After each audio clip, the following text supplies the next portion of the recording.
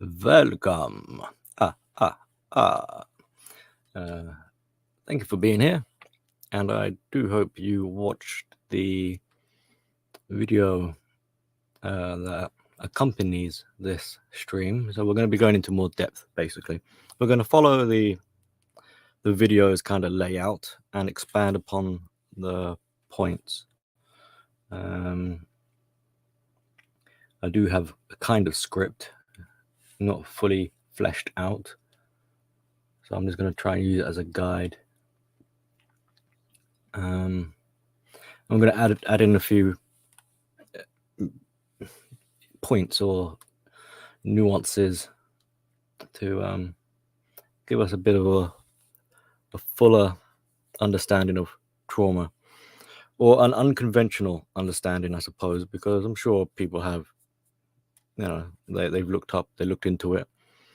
And the video before and with this stream, like, it's really intended for those of you who acknowledge to some degree that you experience trauma, and hopefully it would be helpful to see it in a way that you can tackle it, because the current common way of handling it doesn't seem to work all that well. Sometimes it does. I think for the most part it comes down to a person's own desire, and that kind of carries them through, not so much the sentimental well wishes of others, although it helps. But even that needs to be taken maybe with not a pinch of salt, but with a bit of caution, because it can easily become like a coddling sort of enabling type of thing. And there's a section later on I'll describe how sought out help, or help that is offered, is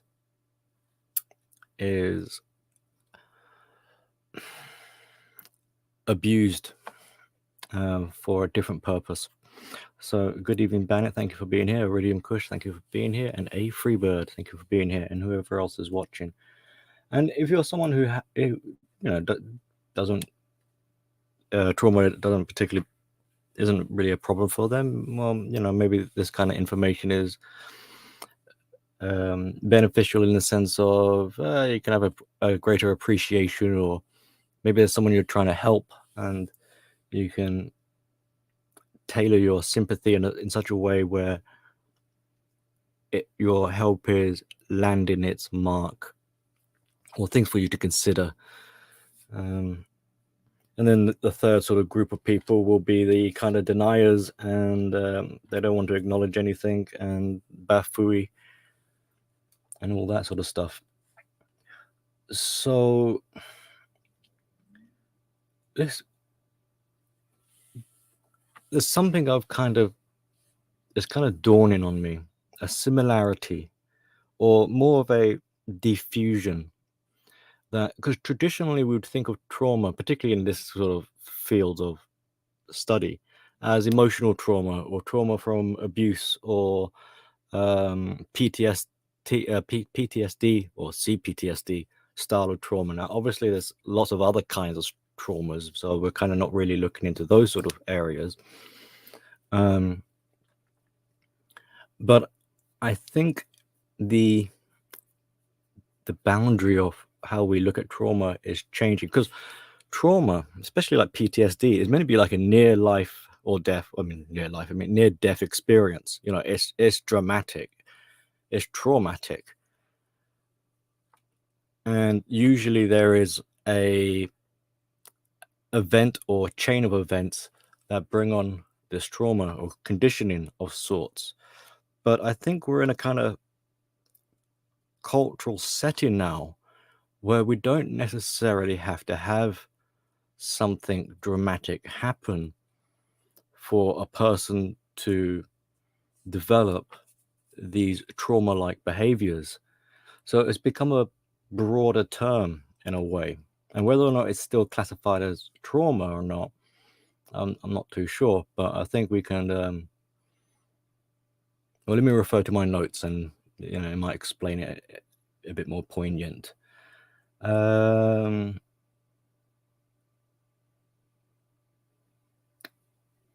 So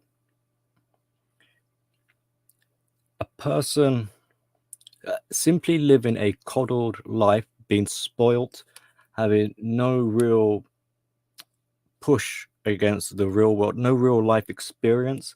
You've had it on easy street. Everything is taken care of for you, especially with today's kind of entitlement of rights and equality and inclusion. There shouldn't be any strife or difficulty at all, because us humans now, for some silly reason, want everything to be handed over to us on a silver platter, results in a lack of fortitude, resilience, a lack of self-development. You don't need to bother with anything because everything is, like I say, taken care of you. So there's no real coping skills. There's no real personal development. And this bleeds into things like, eventually you'd build up in integrity and some esteem and trust, because, you have to sort of have some faith in yourself that you can see yourself through these hardships. Well, if that's all gone now, then whatever kind of coping system normally you would develop over time has been reduced down to something that's very rudimentary, very, very, it's underdeveloped. So the kind of trauma, this umbrella term of trauma now, is spilling over into, well, people who are underdeveloped are experiencing trauma-like behaviors, and that's what unifies them in a way. That's what makes them related. It's this idea that if trauma is a system of, well, a system where there is no system of coping and defending, then you can see how they kind of relate. So someone might go through a traumatic or dramatic experience, life or death experience. Yes, it's very chaotic and a serious matter, but the trauma they experience is because they haven't got a system in place, and that's no fault of their own. We don't expect like these things to happen to us, especially if it's when you're young. It's like being caught with your pants down kind of thing. So trauma comes to the rescue, a system where there is no system. And that therefore applies to people who have been coddled and spoiled and taken care of. They've got no system. So when life starts to be a little bit tough for them, they fall back on this emergency fail-safe system where there is no system, ergo trauma. So that's the similarity, but a difference could be is that these underdeveloped people, when they encounter a hardship, I mean, it could be something that's pretty trivial, and that's how dire of a situation it is. It's a trivial matter, but for them, they're in crisis mode, and they have to rely on this fail-safe to get them out.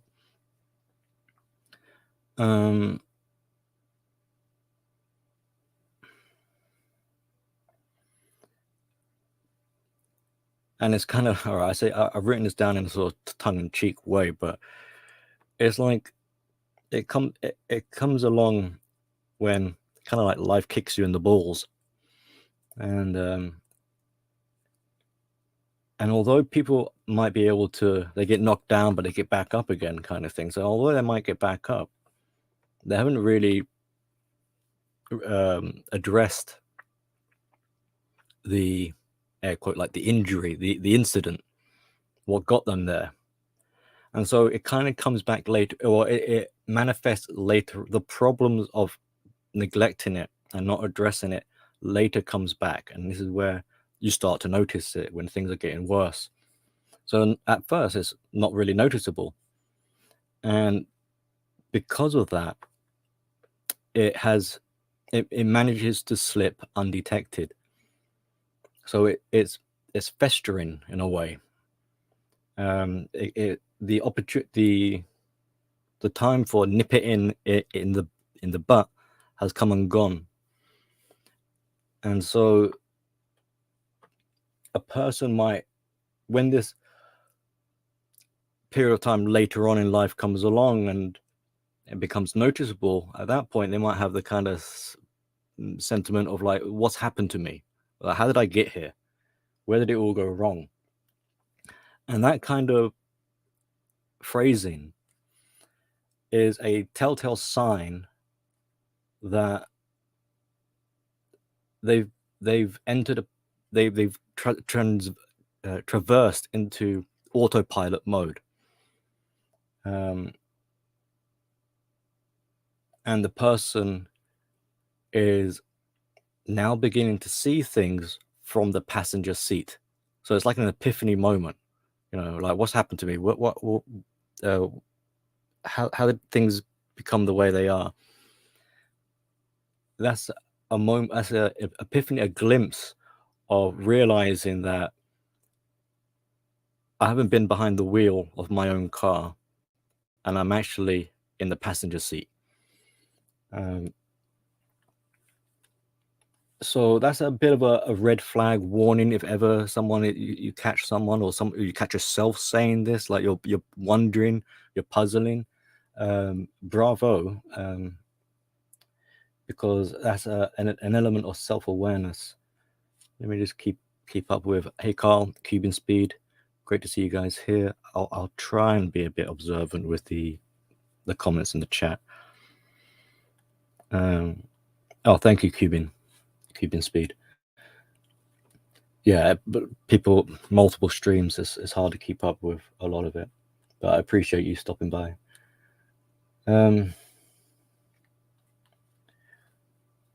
So another kind of conceptual idea of trauma is that it's in relation to injury.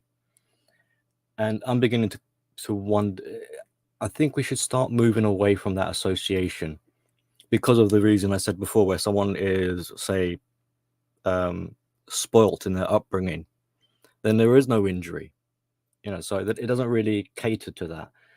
So it's better, I think, to look at trauma as a system where there is no system, as a fail-safe, as a backup, as an emergency contingency, and air quote plan. There is no real plan, but I mean, it's the ace up the sleeve. And people can also experience injury, but they don't have the trauma. So this link of trauma equals someone who's been injured, we should reevaluate, because that will make it difficult to then treat a person. You're not really understanding why it is they deployed their trauma defense backup system in the first place. Instead, you kind of like look at the aftermath of like, and thinking, this is because of some kind of injury, and if we fix the injury, then the trauma will go away. Well, no, it won't go away. Not necessarily. Maybe it might, but what will make it go away is education and teaching people how to cope, how to manage, how to regulate, how to take responsibility, how to sort of step up to the plate, kind of thing, and have contingency plans, and to teach them to be able to trust in the capabilities / abilities, have a bit of faith in themselves. I think that kind of message or way of looking at dealing with trauma would be far better than, oh, what was the injury? Oh, this is what happened to you. Okay, well, we'll just make sure you stay away from hypothetically, let's say it was a motorbike accident. Okay, we'll just keep you away from motorbikes, and then you'll be fine. No more trauma for you. It's like, well, is that how it works?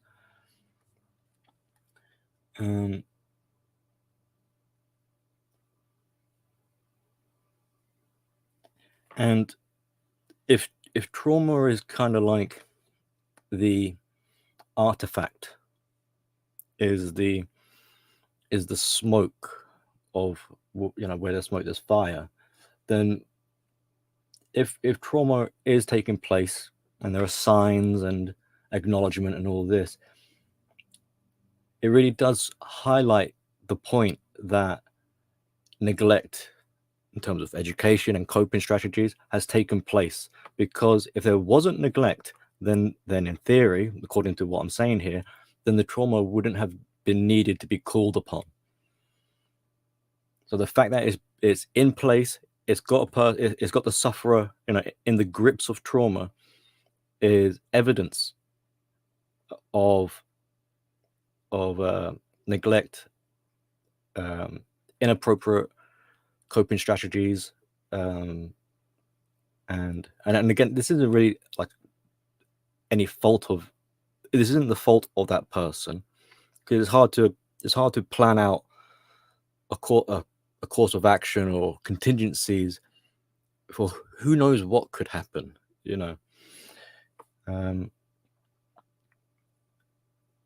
so we can only really give general when it comes to like this idea of educating people, especially like youngsters, so that they don't get caught up with this trauma that you have to deal with as an adult. You'd have to sort of educate in generalized ways. So, i.e., things like, look, when things get tough, when life kicks you in the balls, right? Number one, don't panic. Number two, stay calm. That kind of stuff. It might sound a bit cliched, but you would kind of list it out a bit more. Be like, look, take stock, get your bearings. Move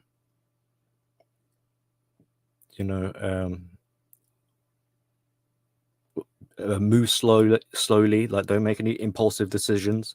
Think about it. Get some more data, evaluate, reflect, so on.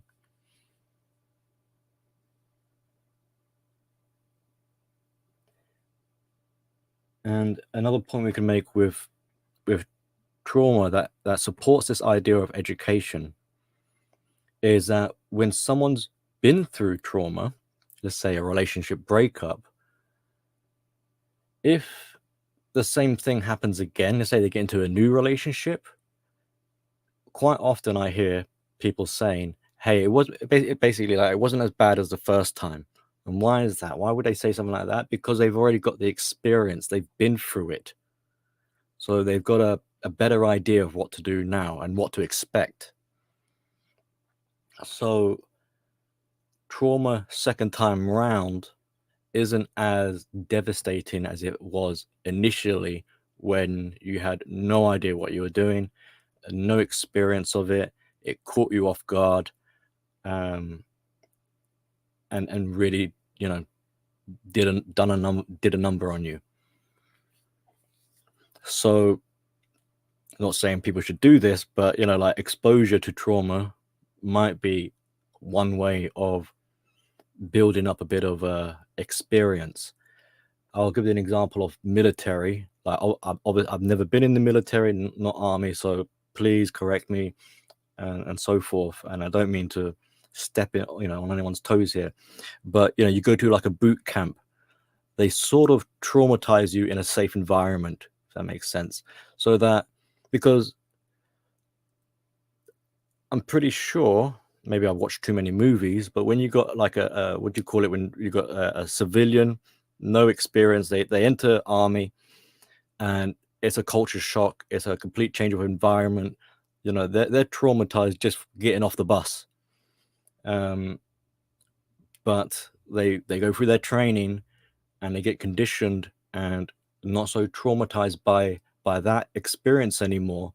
It's when they kind of go onto the battlefield and start seeing, shell shock or live action, then a new level, a deeper sort of more traumatic style of trauma takes place.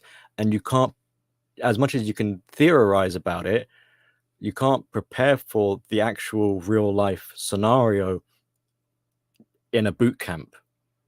They can simulate it, but it's not quite the same thing.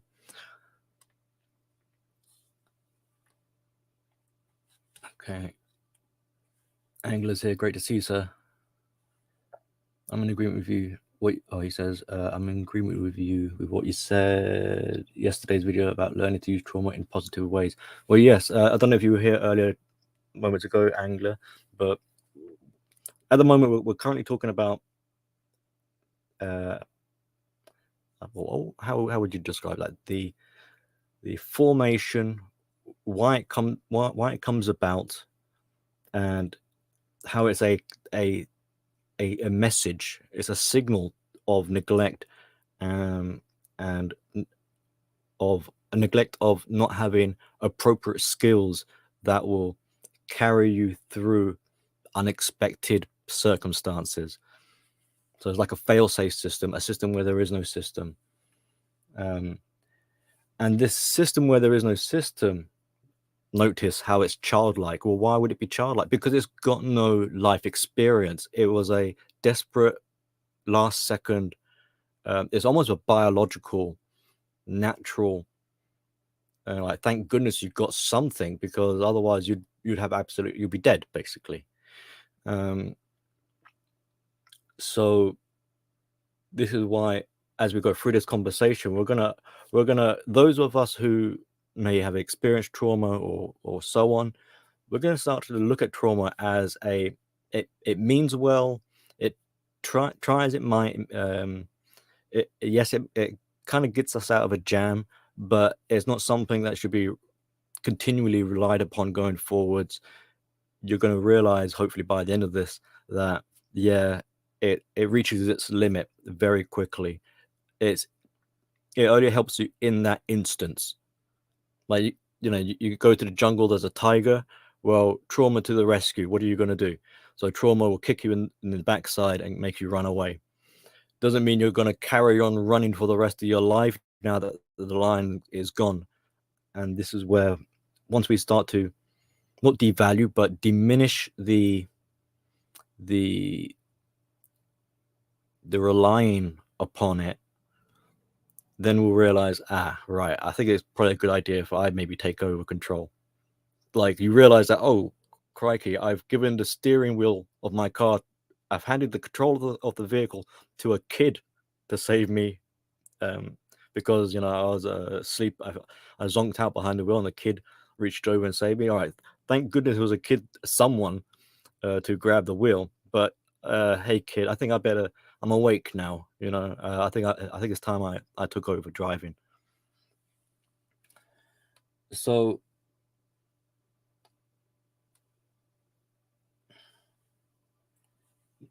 let's tackle some of what was mentioned in that video in a bit more depth. So why is it so like hey Billy, isn't self-love the way out of trauma? And isn't like keeping busy the way out? So these are kind of well-intended ideas, but they're not going to land the mark. Not when you get a bit nitpicky. When you right, let's get nitpicky, and this will explain why it won't work. Because when you do perform some self-love acts, don't be kinky here. You show yourself a bit of kindness. You do something nice for yourself. In those moments, you are actually pushing back against it. You're not under the spell of trauma, so you can perform some acts of self-love, or keeping busy, for example. But if you are in the grips of trauma, then it's not going to allow you to especially like take care of it, do things that are nice for you, because that's not really in the traumas. If trauma was a personality or a separate kind of person, I don't want to try and make people have a split mind here, but if trauma was a kind of another person hijacking you, it wouldn't be in trauma, and trauma wants to maintain control because it's so paranoid that everything is survival and everything needs to be safe, and only trauma can take care of it, because you can't, because this is why you got trauma to take over in the first place. So for it to allow, it's sort of stepping down from its position of power to allow you to give yourself self-love. And trauma is not, well, first of all, it doesn't trust you. Second of all, it's power hungry, because as soon as if it were, I mean, to suggest stepping down from your throne of control and power is suicidal words to trauma. It will not, it would think you were being insane or something like that. Like, how can you even suggest such a thing? We're in crisis mode. Every moment is crisis mode. Every moment is a threat and danger all around us. We can't trust our surroundings. No way am I going to relinquish control just so that you can give yourself a tub of ice cream tonight. But if you are giving yourself, that tub of ice cream or whatever, some pampering, then you're actually saying to trauma at that moment, like, hey, shut up, chill out, man. I got it. We're going to have some fun tonight. Relax. But that in itself indicates that in a lot of cases, trauma isn't a full-time occupation. There are ebbs and flows to it. And it comes, like, you could let's say you got a job. You can go to, or you're a high functioning, someone who has depression, but you're high functioning depression. So you are able to function. You are able to go to work, but it's when you get home. It doesn't have to be like that. It could be the other way around. It could be when you're at work, whatever. The situational environment changes, and that's when the trauma it grabs hold of you again. So it kind of depends on how severe the trauma is, I suppose, how much it interferes. And that's another key word, how much it interferes. And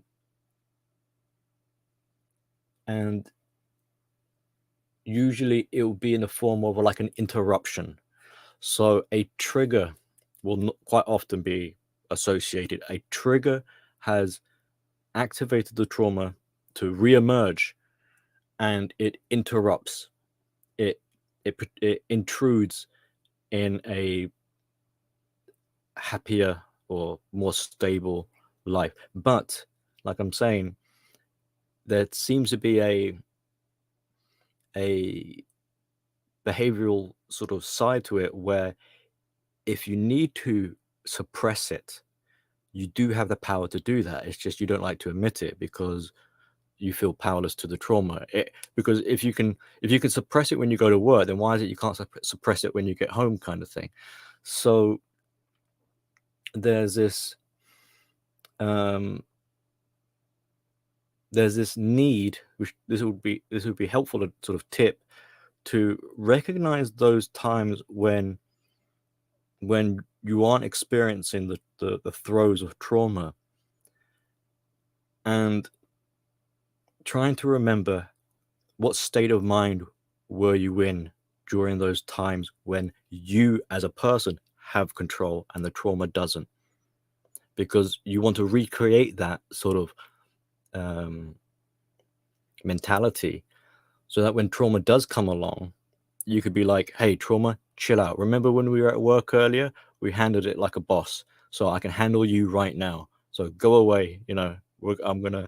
I'm not have you interrupt my life anymore. Fundamentally, ultimately. And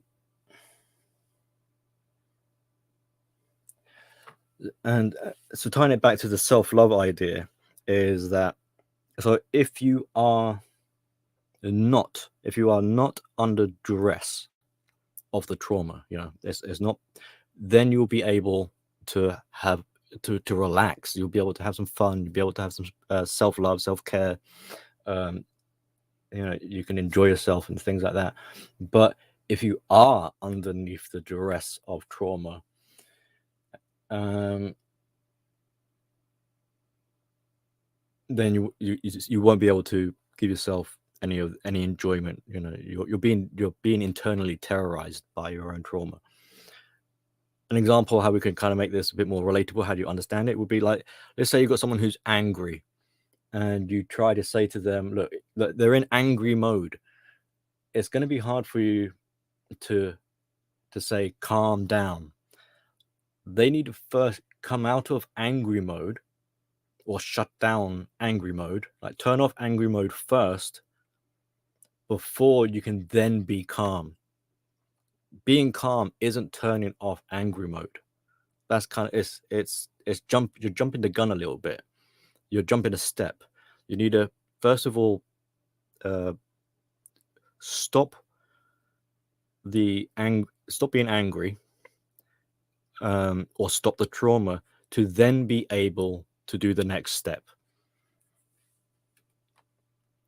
Because obviously, if you try and jump a step, you've got an angry person that starts saying, I am calm, what are you talking about? You know, it's the same sort of thing where you've got someone who's in the throes of their trauma, knowing that, oh, I know I should give myself some self-love. Okay, I'm going to go for a walk. And while they go for a walk, they're still experiencing the trauma. They've taken the baggage with them and gone for a walk with it. So you need to leave it at home, leave the trauma at home, or not at home, but leave it behind wherever it is, and be freed up so that you can do the next step. Okay, so following the format of the previous video, let me just check the chats. Oh, Chris is here. Good to see you, sir. I don't believe MGTOW are stronger people in general, as we don't depend on women to validate us. Trauma is only temporary to guys like us. I don't know. I think a lot of guys, unfortunately, carry trauma to their graves. You know, the suicide rate numbers. I think, in part, are we've got to be a bit mindful.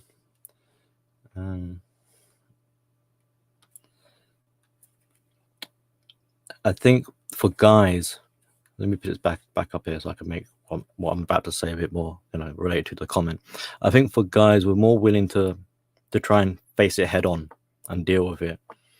For women, largely, as a generalized statement, and for, I don't want to sound too mean here, but for like more weaker men, for men who are feminine or city boys, soft hands, shall we say, they're more likely to run fight or flight. So they're more likely to run from facing their challenges, the trauma, and unfortunately sink further into, or double down into, other types of behaviors to cover up what they're up to. And we're going to get into some of these sneaky ways that trauma and people of such, and some more personality disordered people go about things, because the aim will be here with this work that I'm presenting is for those types of people, then if they are watching, and it doesn't really matter if they are watching or not, but for us to share this information is like shining a light on it. So it's going to be harder for people to try and fool you with their excuses and their games.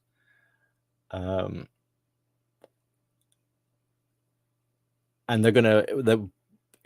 maybe it's being a bit mean of me, but it's going to force a position where it's like, look, I know what you're up to. We all know what you're up to. And we're going to explain it to you. You're going to now have, I'm forcing the decision onto you now. It's either face up or put up or shut up kind of thing. Or like it's either like the show, the performance is over. The ball is going to be in their court. No more of this monkeying around. Because a lot of this will end up becoming, this conversation is going to end up becoming, you're going to realize that this is kind of like what takes place. You've got trauma, who's at the helm. It's childlike. is living in its own kind of delusion of control, and it's created a narrative to support it with its false belief.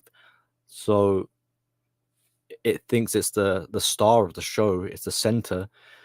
It's a stage show, it's a performance.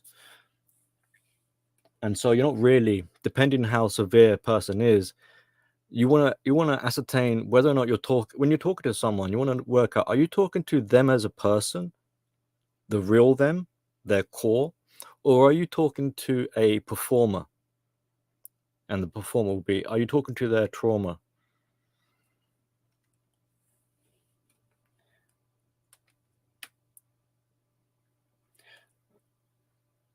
Okay, so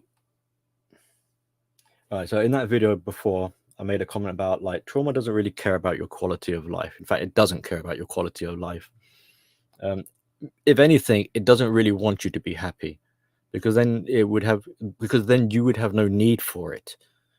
So it kind of wants you to be scared. It wants you to feel incapable. It wants you to feel like it wants you to feel angry, and that's going to serve to be confrontational. That's going to serve into another need later on.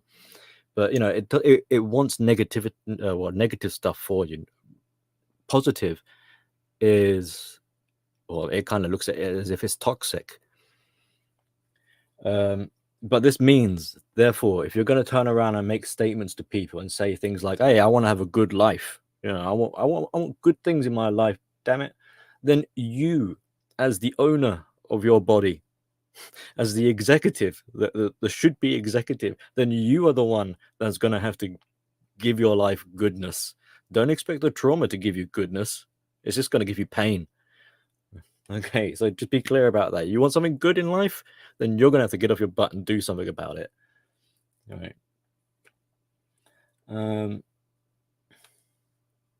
And why might you be a bit in disorientation? Because not only is it childlike, and it caught you off guard, but it's something you're not familiar with, and it's not something we normally would have to process. These are like strange times.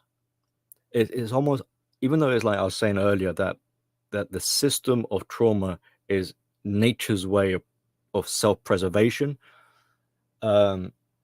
There is a unnatural caveat to that, where these are particular situations that a person shouldn't really have to go through these things for this desperate fail-safe natures to step in and take over. Because when this happens, because you are no longer the captain of your own ship in a way, you kind of cease to exist. And it might be a bit of a strange way, it might be an esoteric way of trying to describe it, but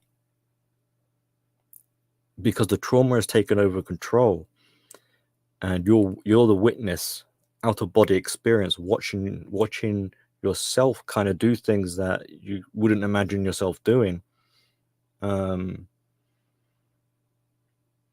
Time has become arbitrary as well. It's a strange sort of world, because you're in fantasy world. You're not really in reality anymore. Reality was such a shock to your system. You had to escape reality. That's why trauma comes along, to get you out of reality. So I'm sorry that's kind of harsh or a bit of a terrifying way of putting it, but if you take it on board with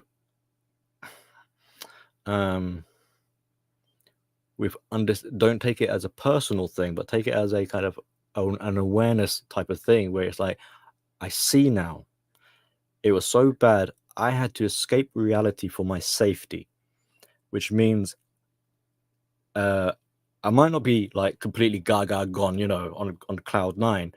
I might be somewhere in between, elements of this and that. But either way, it's, oh, no wonder I see things with distortion. No wonder I get the wrong idea, or no wonder I feel confused, or no wonder I struggle to make sense of it, or no wonder it starts to like, I'm beginning to understand the process, and I can see why this is so problematic, and why, if left unchecked for so long and so many years, it starts to cause mayhem in my life, because now I've lost my job. Now my friends and family are gone. Now I'm on medication. It's all these countermeasures of which avoid the real underlying problem, which was like reality came along and kicked my butt, and I didn't know how to deal with it. So I had to escape this situation.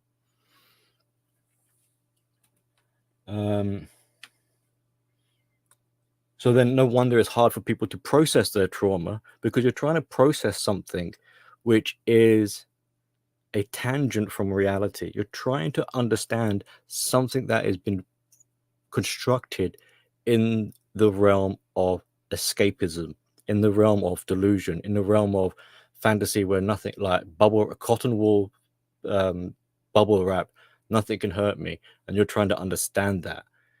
And you're trying to understand the rules. How does the rules in this fantasy world operate? Because nothing seems to be solidified.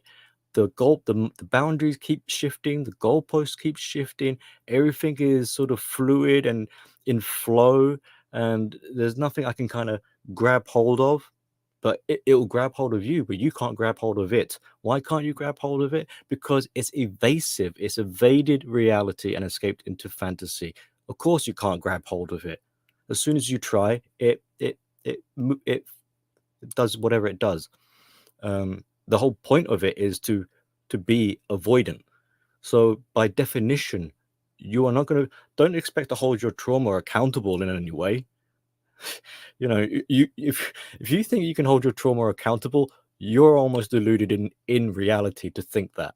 So come back to reality, see it for what it is, and you can then sort of, now you can kind of, it's like the expression of closure when it comes to narcissists. Like, do not bother trying to ask the narcissist for closure. You must find closure for yourself.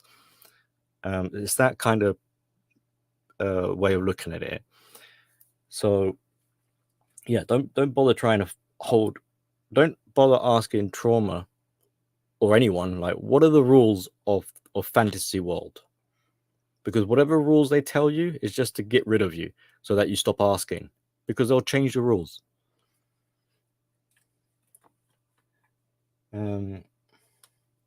Rules require structure, require things to be definite, require standards and expectations, and all this sort of stuff is counterintuitive to the existence of living in a fantasy.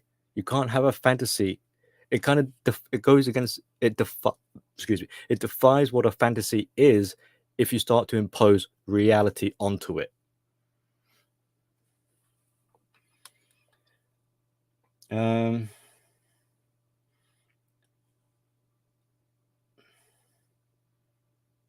So where you fit into this as a person, separate from your trauma, is that you become a conduit, or you become a vessel.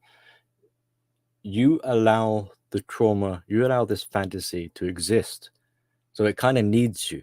It's dependent, as much as you think you're dependent on it, really, it's the other way around. It's dependent on you. It helps you out, get out of a jam, yes, but that's as far as it should have gone, really.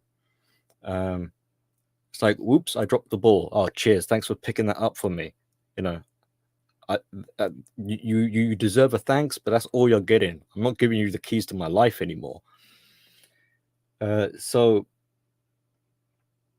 you're basically a meat sack, allowing this trauma that shouldn't really be shouldn't really have gotten to a stage where it's grown its own personality. That's it's far past the point where it should have been. So, and maybe that's not the best way of looking at it either, but I mean, or whatever.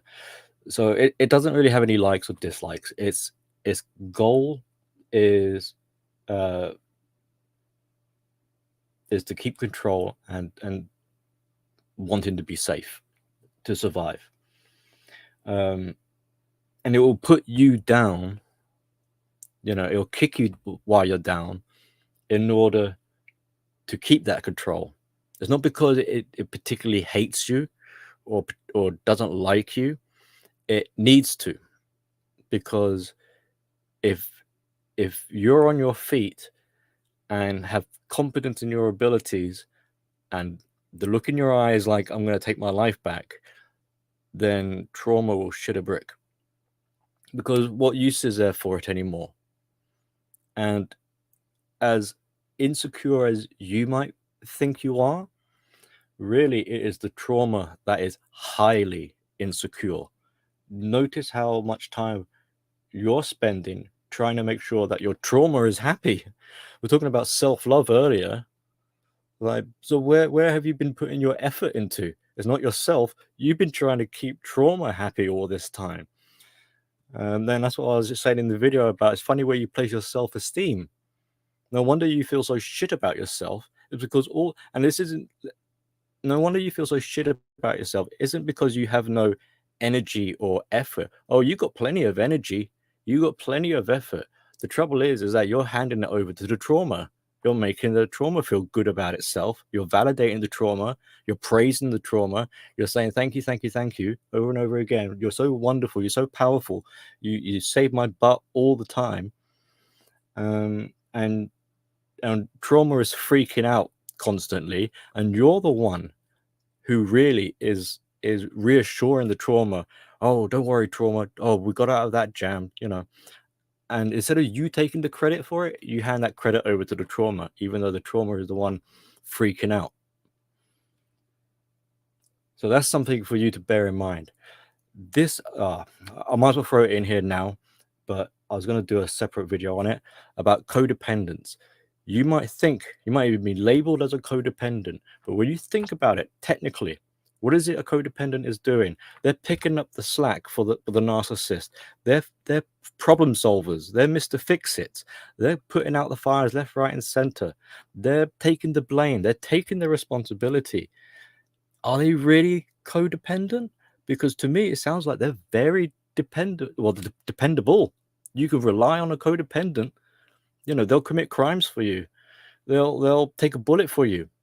So it's not that the codependent is someone who is unable to do these things.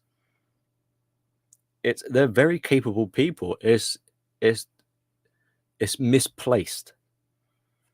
So if you believe you're a codependent, give yourself a bit of a pat on the back, because you're far more capable and able than you realize, or than you give yourself credit for. If you just invest that in yourself instead of someone else or something else like your trauma, you'll go a long way. It's not that you can't. You've proven that you can continuously. You go above and beyond.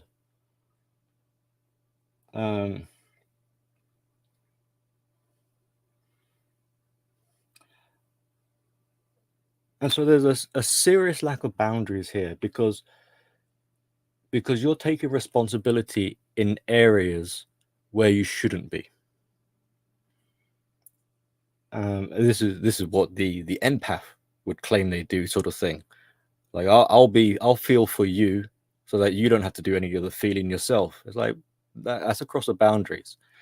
And you will lie with this false belief that you're being virtuous about it, but you'll lie and say that you're being attentive when really you're being a donkey. You're being a mule. You're allowing the trauma to take advantage and abuse you.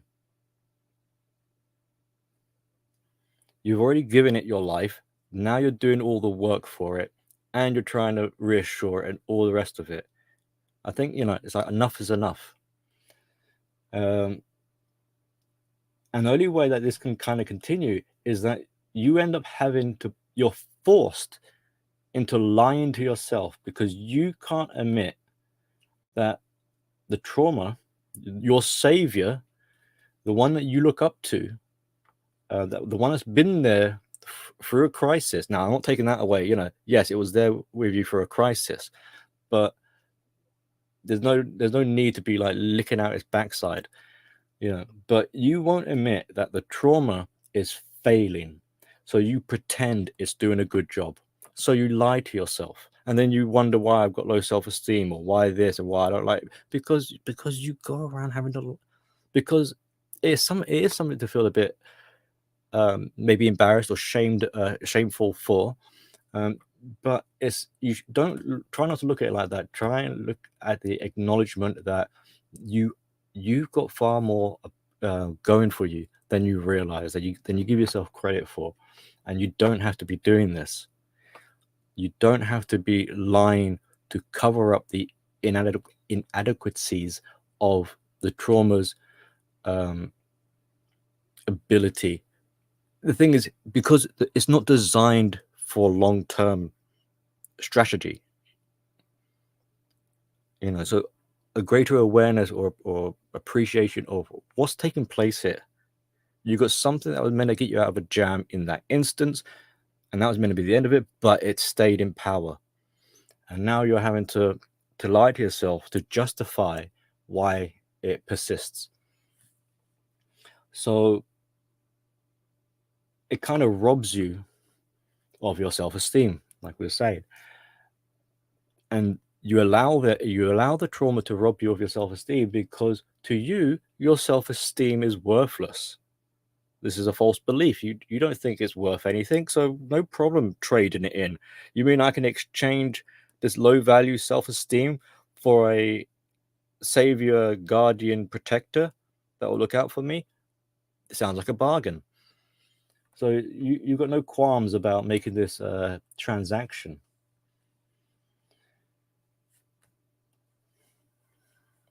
Outlaw, good to see you here.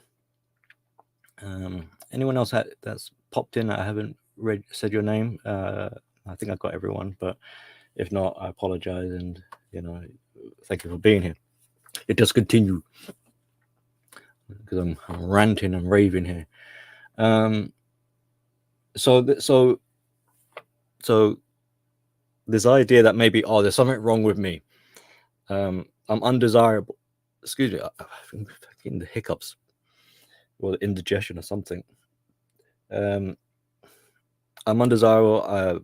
I'm worthless. I'm a failure, and all that kind of stuff. These are part of that misbelief, fabrication, lie. These aren't truths. These aren't true. And if you need evidence, I mean, I shouldn't need to say this to anyone. You should realize automatically, look, if you acknowledge that, okay, all right, so Billy says that I see my reality is a distortion. I'm kind of in a disconnected, I might not be in la la land completely, but I'm disconnected. I'm detached from reality. My perception is off. I got skewed data and information, things like that. So I can't really take anything for literally as it is. The statement, the things I tell myself, if anything, are not going to be 100% accurate truth. So that's something you can actually rely upon, knowing that, okay, I am going to be wrong about some of these things, or a lot of these things. So if I say to myself, I'm useless, automatically I know that's a piece of crock. That's no, you're not useless. Like I said earlier, you're far less codependent than you realize. You're very capable. Look at how much effort and energy you put in, investment and all this. So it's bollocks to say that you're useless. And if you want to hold on to that as an excuse, well, you're doing yourself a disservice. But frankly, what I'm saying is that's a flat out lie, and I'm not going to believe it. So I don't know why you are. Now, what you can do is is to understand that you're seeing things with a distortion and an exaggeration as well. That's another thing to factor in. This distortion is it's embellished. Because we're in fantasy land, we're creating a story, we're creating a world creation here, so it's going to be embellished. And you're going to have this bias as well about you. You're going to be selective with positive, air quotes, positive affirmations. You're going to be like, oh, that I saw someone staring at me. See, I got proof now that they hate me. It's like, no, you don't. No, you're making connections where there are no connections because of your state of mind. Now, try not to. Okay, maybe I might be inducing a bit of panic now. People would be like, "Oh my god, what? My brain is being fragmented." Rest assured, your brain is working how you would expect. This is the funny thing, right? This is gonna be a bit of a quirk. Look, if you've been through the ringer, if you've been terrorized, if you've been abused, if you've been exploited, if I've come along with a hammer and caved in your skull, you would expect your brain to be working well. You'd expect your brain to be wonky, right? So given the situation or the conditions, your brain is working how it should be working. I mean, in a way, it's working how it should be working because at a time of crisis, it knew to unload the trauma bomb. You know, time to break glass in case of emergency and get the fire axe. Well, it knew to do that, so your brain is working fine. These people who have personality disorders, for example, for the most part, their brain is working fine, given the conditions and environment they're situated in. It's how you would expect someone to behave. It's just the outcome, obviously, is where the problem is. So the brain itself is working how you expect. There's nothing wrong with your brain. In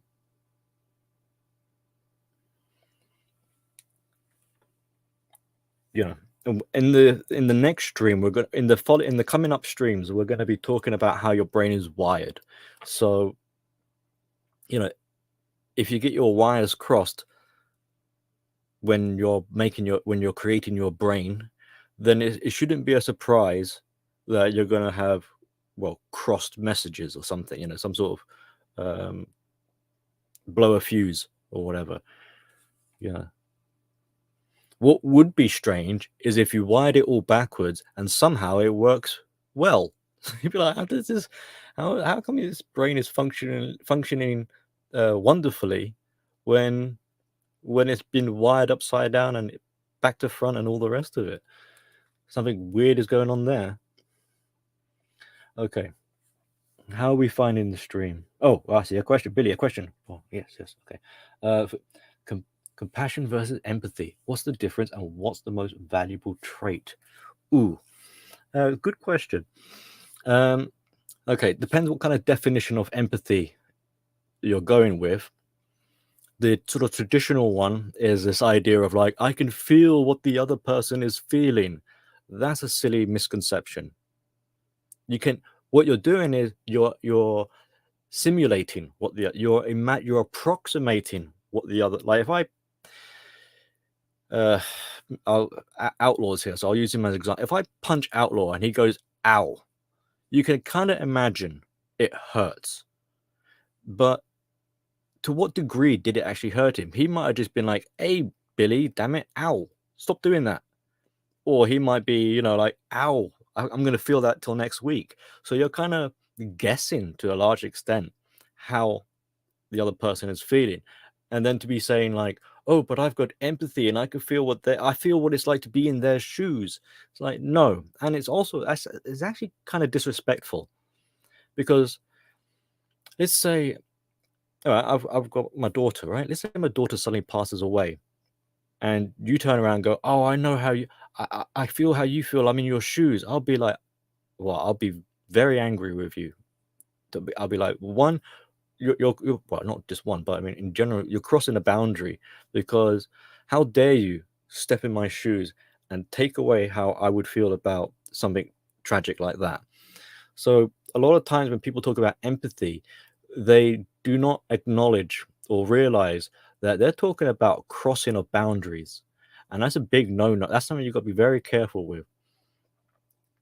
Now, in the topic of boundaries is you want to try and see it in gray, because you could say like, look, crossing boundaries is bad, never do it. Well, if that's the case, then you're never going to have a communication, you're never going to have a relationship, you're not going to do a lot of things. So there are times or instances where you do cross boundaries, but you do so with responsibility, with awareness, with proportion. Like, how far past the boundary do you permit yourself to go? Or do you allow someone, if I ask you, hey Carl, how are you feeling today? That's crossing a boundary. I'm I'm coming over to you and I'm saying, how are you feel? Tell me inside how you feel. And it's going to be up to you whether or not you want to grant me the permission to do such a thing. You might turn around and say, none of your business. Don't ask me that again. So I'll be like, oh, there's a boundary don't ask Carl how he's doing because he doesn't like it. He's put up a wall and said, right, no man's land. You're not, what does Gandalf say? You shall not pass. That kind of thing. So empathy, boundaries, there are issues. It's not, this is my opinion, by the way. It should be obvious already, but not as hipster as people might like. I think that's what they try and be like Zen about, like, ooh, I'm all spiritual, I'm going to talk about empathy. I think compassion, in my opinion, I think it has more of a kind of acknowledgement and a respect that goes with it. It's a decency towards one, like a mutual respect towards one another, so I can be compassionate with you. You don't quite get that same vibe, if that's the right way of putting it, same characteristic with empathy. It's almost like empathy is a little bit selfish in its way it's kind of conceptualized. It's a give and take or a two-way type of thing. There's this point that I came across where empathy requires the other person's willingness to participate. Like I can sit here and be all empathetic as much as I like, but if you're resilient to it or resistive, you don't want it, like, then my empathy has gone nowhere. So I can't go around saying, oh, I'm such an empathetic person, when all this empathy that I put out, no one actually receives because they don't want it. But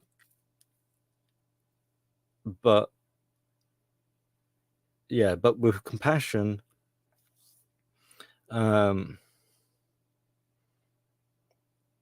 because you can have like acts of compassion, you don't really have acts of empathy as such. So I think I kind of like just basically reinforces what I'm saying about this sort of mutual respect, acknowledgement for another human being or animal or something, and not trying to make it a woo-woo spiritual thing. It's just decency.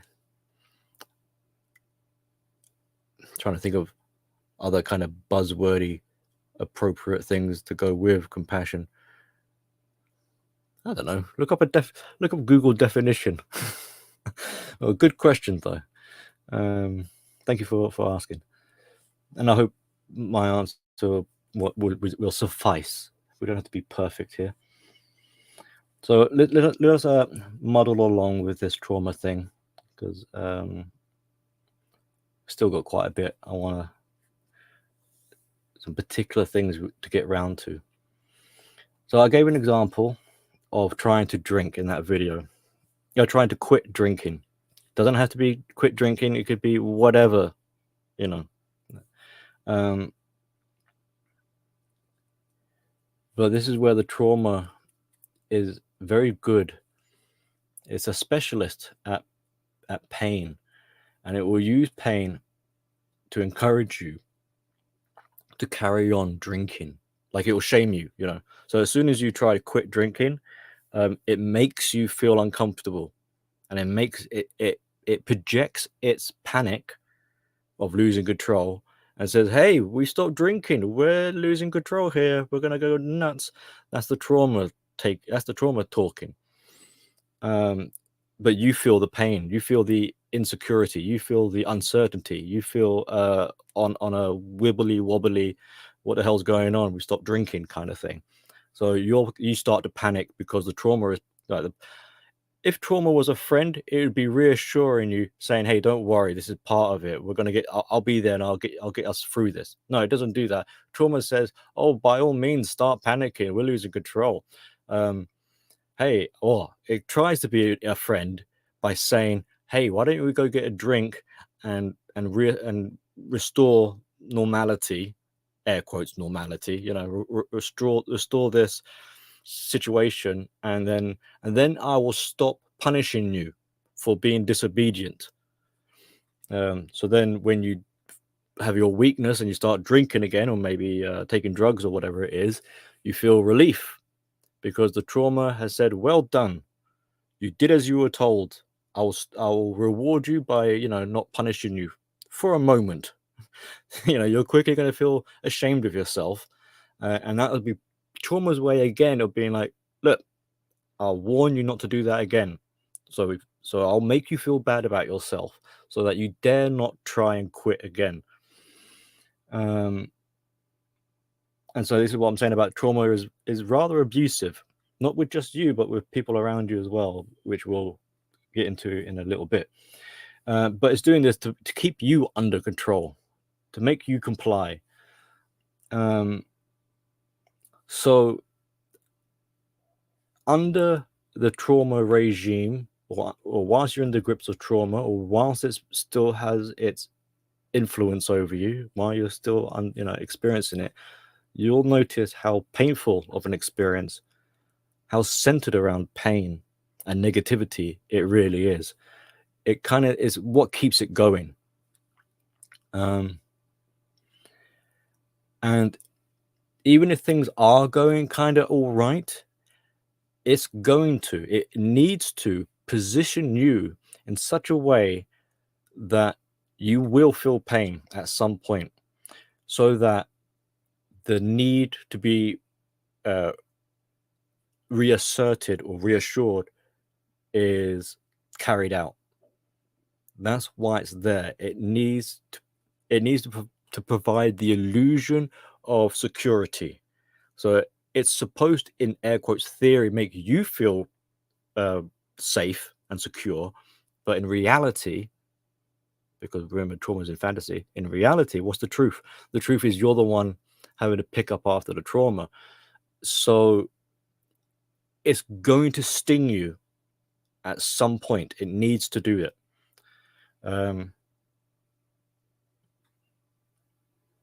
Now, this is where, as a community, we need to be a bit careful, because sometimes people will give harsh or blunt advice, right?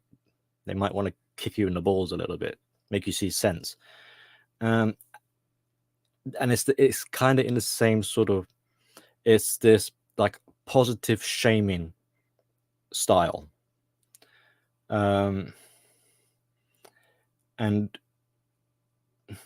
you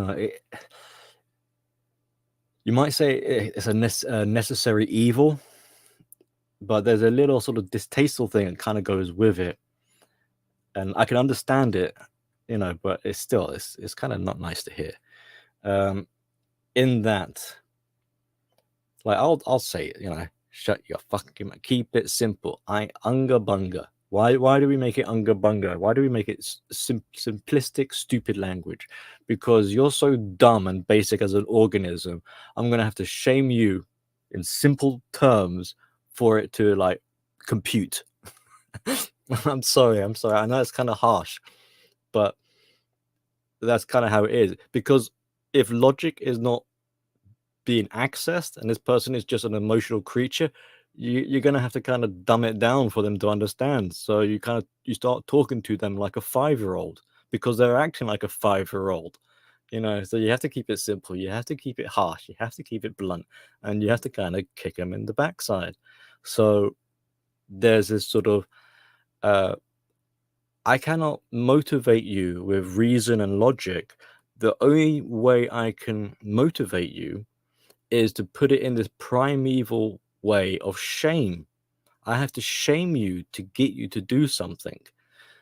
And trauma takes a page out of that book and says, right, that's what I'm going to do to you as well. I'm going to make, so if you go back to drinking, it says, right, shame on you for doing that. You're weak, you're pathetic. I knew you couldn't quit. And in that way, it bullies you. It's kind of like it's bullying you to take the action of do as I say, follow this command. Now, for the people in the community doing this, like I said, it's like a necessary evil, but for trauma doing it, it's not a necessary evil, it's just evil. But what does this mean then? So here's another like flag to watch out for. This means there will be times when a person will appear to want to change, but it is with the intent to deliberately fail. It's their way of it's, as much as it's pain avoidant, it's also seeking pain. It's looking for pain so that it can avoid it. So you will find people who will say, yes, I've gone to therapy. Yes, I want help. Help me, my brothers. Tell me what I need to know.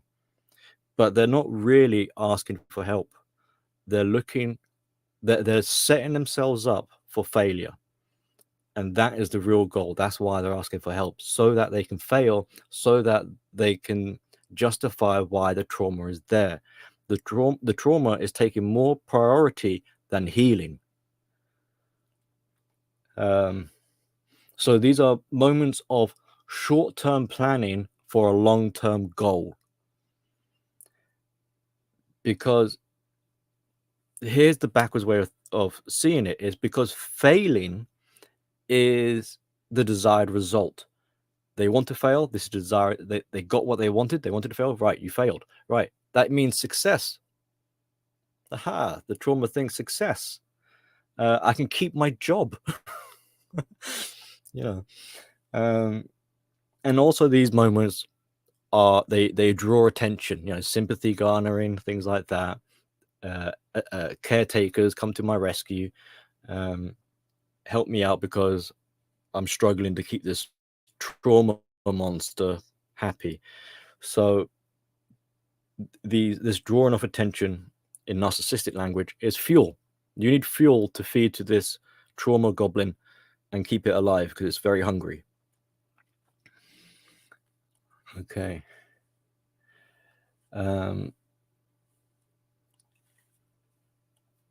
So I know I got some more about this area of how would you describe it? This pretense of pretending to seek help, but really they're just facilitating their behavior, because it's wasting your time. It's wasting the helper's time. It's abusing, like I said, the trauma is not only is abusing the sufferer with the trauma, it's abusing those people around them who are trying to help with good intentions, and it's like and lying to them by saying, oh yeah, I'm gonna change. And it's like, no, you're not. No, you're not. And we see this a lot in the community space. So there's going to be a bit of a ribbon there that's coming out. I don't know why it's not in this. I've written it somewhere. It must come up to it. Okay, so we're going to move into mistyping, but we'll have to come back to that. So this is a short one. So mistyping, we're talking about the MBTI, right? And I know this could be a bit confusing for people. It's still confusing for me. An easy way of looking at this, to make it relatable, is imagine being given the wrong blood type. right? You need a blood transfusion, but you don't know what your blood type, or you think you're an A positive, but you're given O negative or whatever the types are. It's that kind of thing. This is why you need to be sure what kind of MBTI type you are, because if you get it wrong, you could be doing, the sort of inverse of what you were hoping to achieve. And with this, as a sort of subcategory, will be this issue of comparing, because you're comparing yourself to other people, and you're trying to learn things. This is someone who does want to actually self-improve and get out of this, put this ordeal behind them. They're going to need to, well, it'd probably be a good idea to start like doing a bit of comparing. Like, what is it other people are doing that I'm failing? Why is it I can't be like that? Well, the MBTI will help explain why maybe you struggle and they don't, doing a certain thing, like bookkeeping. Why is it they're easy with bookkeeping, but I can't even write my name properly? But comparing, if not done with diligence, you could start blaming yourself if you're not aware of what you're doing. If you got, if you're just like subconsciously just, I'm just going to keep on blaming myself for everything. When you go to compare, you'll start to look at them with envy instead of looking at them as mentors or teachers or someone you could learn off, something like that. You'll just be jealous and envious. This will feed into this anger, resentment, confrontational, and this is probably like manifesting from competitive characteristics, because competitiveness ties in with survival. So if this is all some big giant survival pantomime that's going on, part of that survival will be to compete. So as part of competition will be to, well, who am I competing against? Oh, those people over there, they're doing very well. How is it they're not struggling and I am? I hate them for it. You see? So instead of learning from them, you look at them as a source of scorn, and you would rather put them down than try and lift yourself up. So everything becomes a threat. And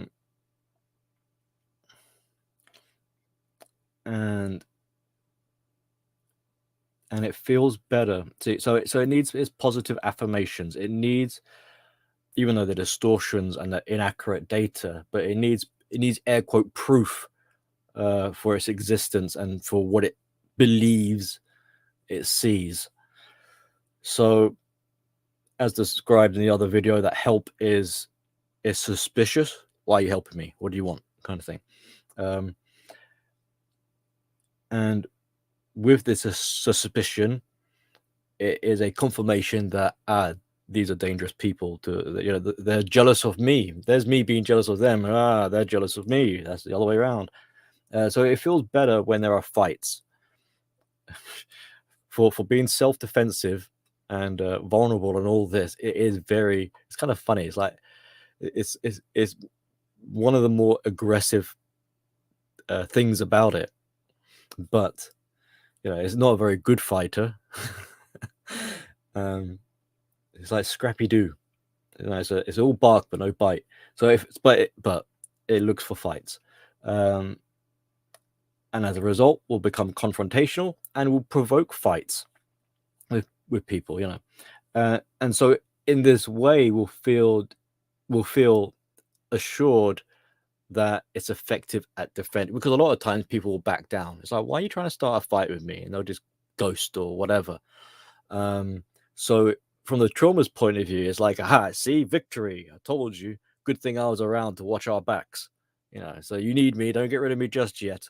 I'm the defender, and I'm very good at it, because look at how people, they're puny, they're cowards. They won't want to engage me into a fight. And it's not because of them being intimidating. It's because of them being disgusting and vile and putrid. People are just like, stay away from this weirdo. They're so vulgar. They're just insultive all the time.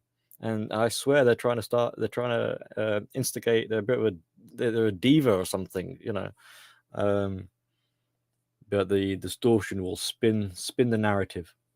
It's because I'm a Herculean, you know, I'm gigantic. That's why they're terrified of me. Anyway, and a simplistic way is like you're not going to be very, like, if your job title is defender, well, you're not going to be very good defender if there's nothing to defend against. So it needs things to defend against. So it needs to cause a fight. It needs to provoke, and it needs, the more disgusting, vulgar it can be, shock value, the better, because it elicits a reaction, and the reaction is a signal that is translated through the trauma to be like, here's our proof. So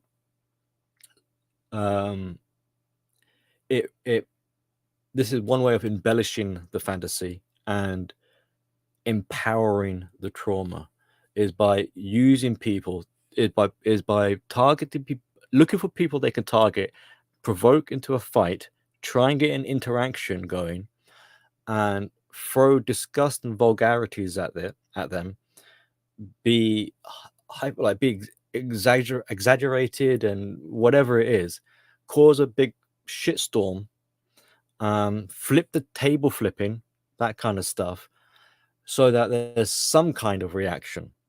It doesn't even matter if it's a small reaction, because the trauma will make up the difference and just blow it up out of proportion anyway. But as long as there's some kind of reaction, then it's like, bingo, we got our validation now and our proof.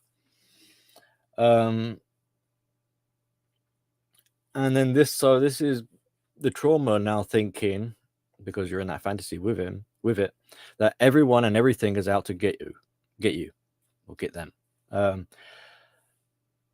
This makes them the center of the universe, and they will fabricate the missing pieces where need be. So this is what, so their imagination can take over, and now we can start seeing hallucination style things taking place, where it's like an accusation, like, I knew so and so is talking behind my back, they're plotting to take me down, they want to get me censored, oh, I know so and so got me striked. You've got no facts or proof, but it's in your head, it's your imagination. Oh, don't you say that, Billy, I know for certain, I can prove it, I swear. How can you prove it? The stars told me. Oh yeah, they never lie. Have you ever seen the stars? They're always there, more reliable than you. It's like, okay, we're dealing with one of these, are we? How's the carrot cake doing? Right. So, so their accusations are truths. These aren't accusations. These are confirmation. These are facts. Feelings are facts. But what this indicates is a persecutor complex is developing, and you know, the grandiosity is increasing exponentially. So they are so important that they got people after, you know, that I'm so important that I know I've got people following me. My paranoia is proof of my greatness, because they're jealous of me, and I hate them all for it, you know. So it's the master slave dichotomy going on, and this person, like, all right, I'm going into the extremes of what things could become, but if there's nothing to like whoa, Nelly, to reel it back in, what's to stop this taking place? So they're gonna unchecked, left to run rampant. Don't be surprised things start to escalate and go extreme, and helping with intervention becomes harder and harder and harder. They are suffocating the inner self, the true core self, and they are becoming more and more narcissistic as this unfolds, or whatever, as the trauma takes grip, because the person is not allowed to exist. And how long I don't know where the point of no return is, but you know, as we're describing it here, they're getting towards that kind of point. And then you're gonna have to start to wonder, is there actually a real person behind all of this, or am I dealing with someone who is narcissistic? Or if you or is it strong narcissistic traits, or am I a full-blown diagnosed NPD? They had it way before their story began with their trauma. They were always a narcissist, and the trauma is a convenient alibi, or the trauma was a for them, from their point of view, are kind of like a blessing in disguise, because it can kind of mask their narcissism. They can blame their trauma. Oh, it's not me that's being an asshole, it's my trauma.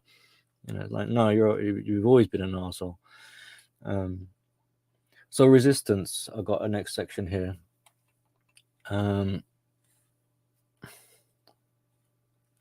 Hey Douglas, good to see you here. Good to see you. I hope what I'm saying here so far is insightful, educational. You don't normally hear about this kind of stuff being talked about when dealing with trauma. So I'm just giving a take on it. So resistance, outside help, intervention, all that kind of stuff, generally speaking, is prevented. The job, one of the jobs of trauma, this fantasy, is to create a bubble of protection. So they're inside the bubble, and help runs the risk of this bubble popping. So you can't really help them unless there is a conscious, willing, real person who wants to help. Because unless you're talking to that person, if you're talking to the trauma, there's no help in the trauma. Your help is being misdirected. So now it's kind of common advice. Hey, someone's suffering with trauma, we need to get them therapy, we need to get them some help, and all this sort of stuff. In my opinion, this will make it worse if you're not doing your diligence, knowing what's going on. So the moment that person senses you're trying to help, or senses that something is at play, and remember, they're already paranoia. They want to think something suspicious is going on. So they're not going to believe you that you're genuinely trying to help out of the kindness of your heart. They'll just lie to you. Basically, they'll just fob you off. They'll give you things to throw you off the scent. And we could a lot of this we could take lessons from our understanding with narcissism will help to explain a lot of what I'm saying here. So what happens when a narcissist goes to the therapist? Are they really looking for therapy? Hell no. They're looking for a certification that they've been to a therapist, that they could show off to their friends and be like, oh look, I went to therapy. See, I'm saying it's you guys that are crazy. Why else would the narcissist go to the therapist? To learn about things about themselves, not because they want to change it, but because they want to know how to better hide it. Right? So they might go to a narcissist might go to a therapist in order to become a more efficient narcissist. They learn from the therapist how to be more evasive and sneaky. They might try and do a power move with the therapist and try and manipulate the therapist. So they go to the therapist and they say, hey, I know you heard about me being abusive to my wife, but let me tell you, she's the abusive one, and we'll get her locked up instead. So the narcissist will try and turn the therapist against the spouse in a lot of cases. Obviously swap the genders around. How many women have teamed up with a therapist and got their man incarcerated? It happens all the time. So for whatever reason, the narcissist is not going to the therapist with the intention of like, okay, you got me, I need to change, and I'm going to turn over a new leaf, I want to get better. No, that's a load of baloney. And also because it's a contradiction to the definition of narcissism. Narcissism, from their point of view, there's nothing wrong with it. It's not me that's got a problem, it's everyone else. Like, narcissism is the cure. So with that understanding, or that kind of principle, some trauma would only accept help if it had residual benefits of some other kind, not for face value of wanting to be helped. It's counterintuitive. So what does this mean for the person, the sufferer with the trauma? This means that these are opportunity. So these opportunities of intervention are a way of prolonging the narrative, is to keep this fairy tale going. Now, how can we interrupt? Interruption is going to be the best way of breaking these cycles. Just like how you turn these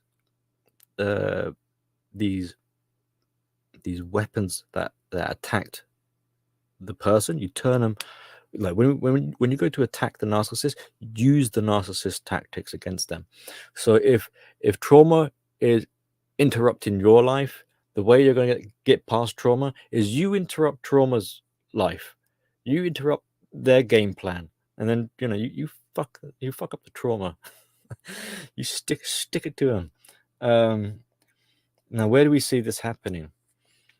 If you notice, when a person is by themselves in isolation, or they're whatever, they're stuck with their trauma, and that is one of those sort of times when they might start looking at their own behaviors. There's no one to fight, so the tension isn't as isn't as intense as it would be around people. Now, the thing is, while they're in isolation, they might be looking for people to engage with for that reason. But hypothetically, let's say they can't find people to play their game with. They're stuck on their own. Not only are they in company with themselves, but they're also in the company of reality, and they don't like it. So they don't like being on their own. It's uncomfortable.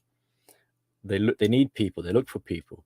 But if they can handle it, if they can manage, like let's say you lock them up in jail or something like that, there's no, then they'll realize that reality isn't really as threatening as it seems, and there's a chance that things can start to calm down.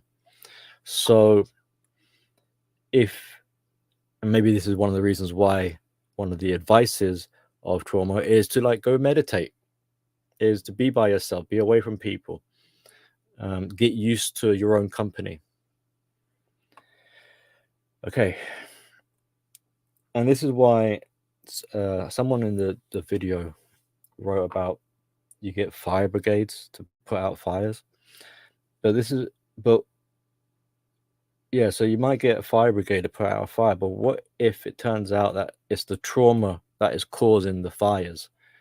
You see why the firefighters are being dicked about. Their time is being wasted, because every time they put a fire out, the trauma starts a new one. And eventually what will happen is, whatever help is being offered out, the person will exhausted. People won't want to help if they're constantly being fobbed off or monkeyed around, and people will they'll start to back off. Now, but this is all right, because the aim of the game here for trauma is to lose. So when people distance them, because the sufferer here doesn't want the trauma doesn't want help.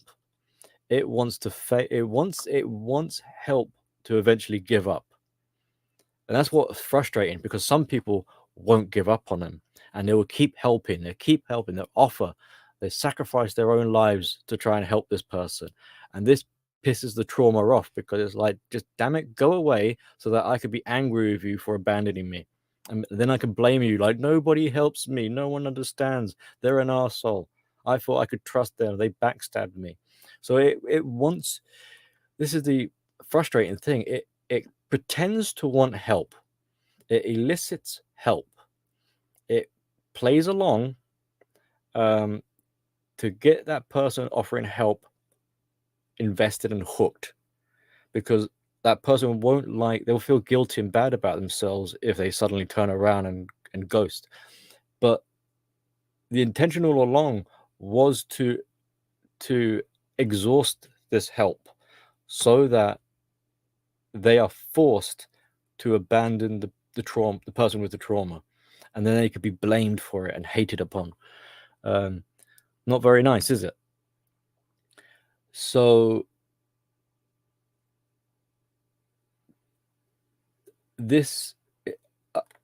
histrionics do this a lot. Oh, I'm having heart palpitations. I think I'm having a heart attack. Quick, call the ambulance. And they'll wind up in A&E. And the doctors will look at them and think, this is a drama queen. And they know it. They've been in there time and time again. Oh, it's so-and-so. We know them on a first name basis. Yeah, they're just having palpitations or whatever. You know, they got bitten by a spider and they think they've been snake venom or something. But they have to follow like procedure, because what if it is a real emergency? But they know it's not. So they know that their time, their resources, they could be helping someone with a legit problem, is all being squandered for this attention-seeking drama queen.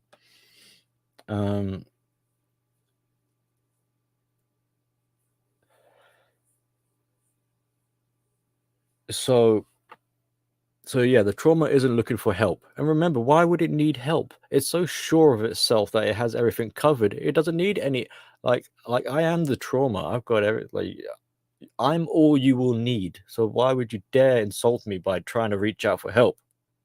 You know. So what is it doing then? It's looking for attention. And you know, by all means, like if you want to put out the fire, or like you as a helper want to attend the air quotes emergencies, go for it.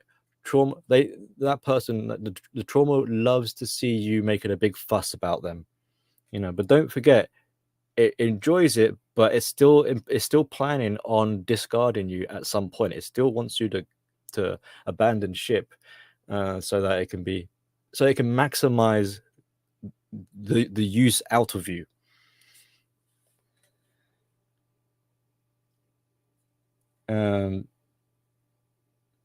So it doesn't care about the person, the host who is carrying this trauma, doesn't care about that person, doesn't care about the people around them, doesn't care about causing mayhem, doesn't even care about causing an embarrassing scene. And this is why we see people spazzing out, fireworks, and like pissing on the floor, or whatever kind of craziness it is. Doesn't really matter, no problem, because the trauma will refuse to take any accountability. It's not my fault I was pissing all over the floor. You made me do it because you wouldn't give in to my demands. So it's not so it's your fault.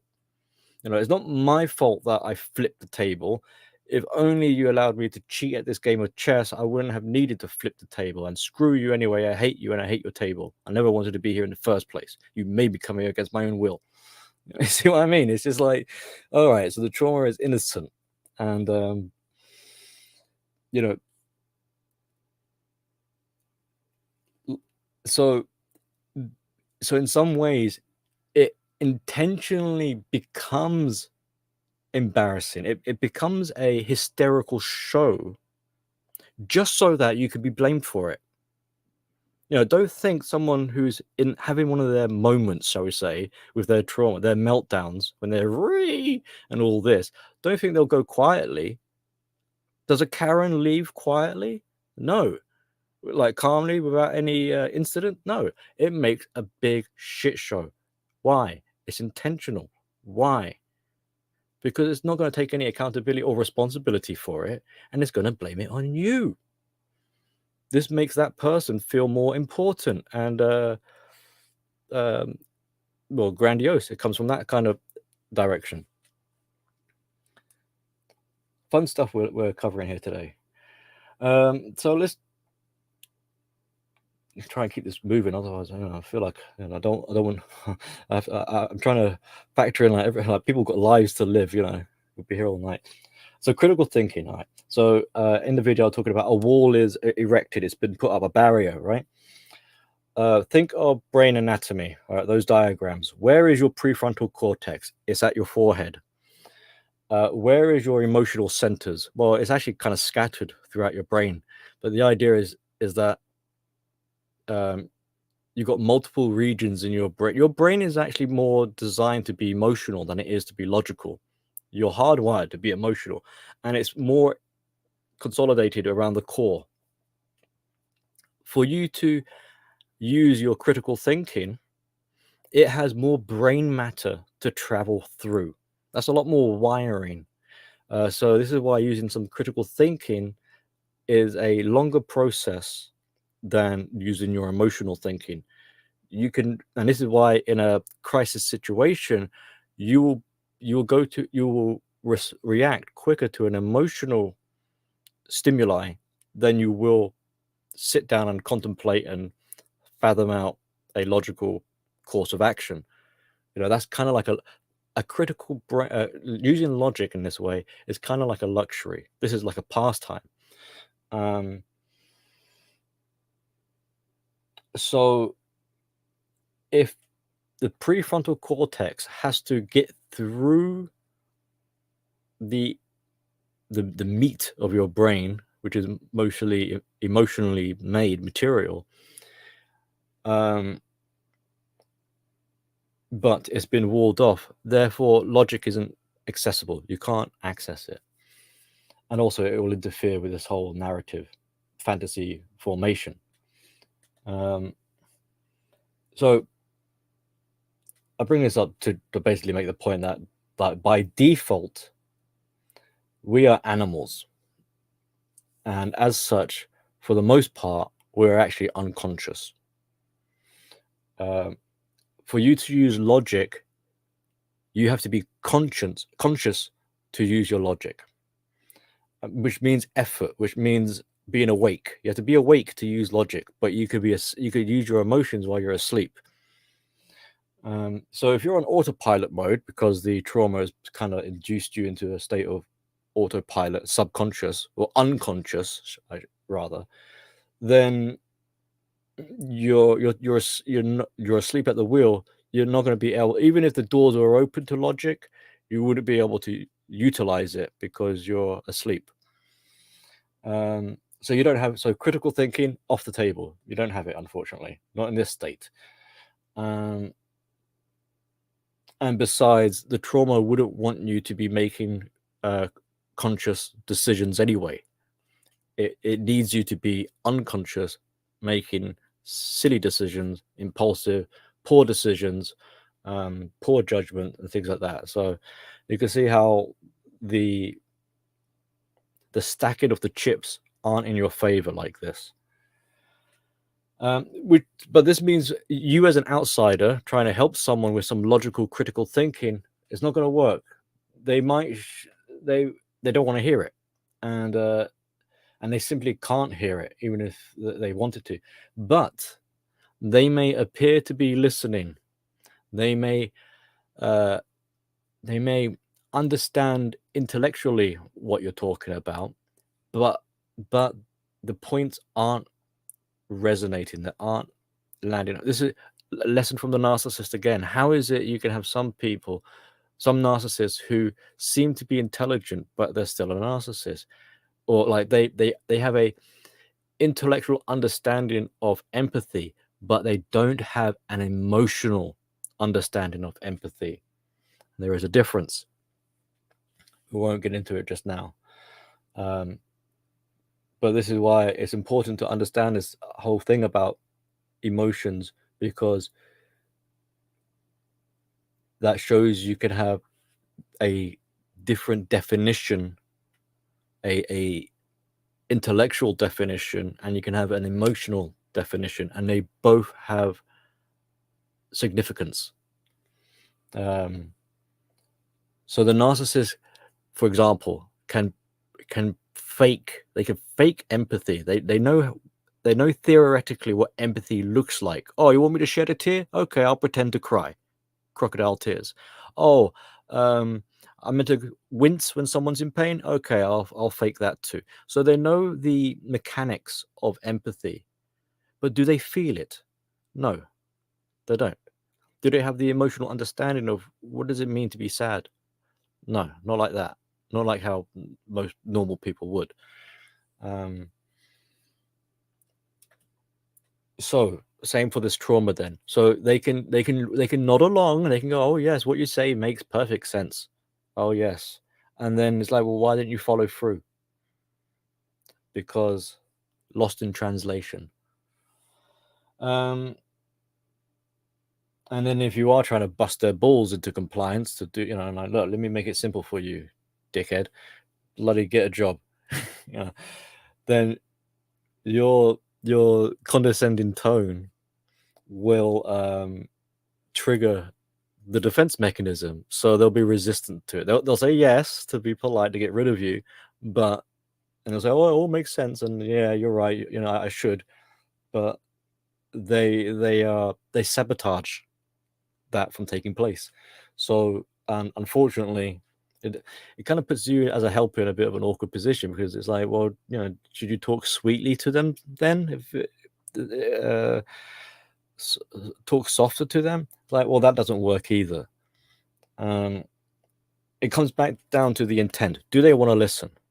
If the answer is no, then forget it. Whatever way you put it to them, it's not going to work.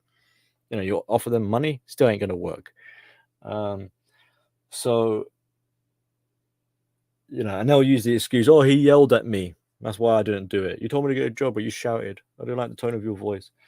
The timing and delivery of these messages factor in as well, because these will be how it penetrates. Or you need a bit of discretion. So situational awareness and some of these other kind of areas to know when and how, to time it, opportunity, and all this sort of this bit of a juggling act.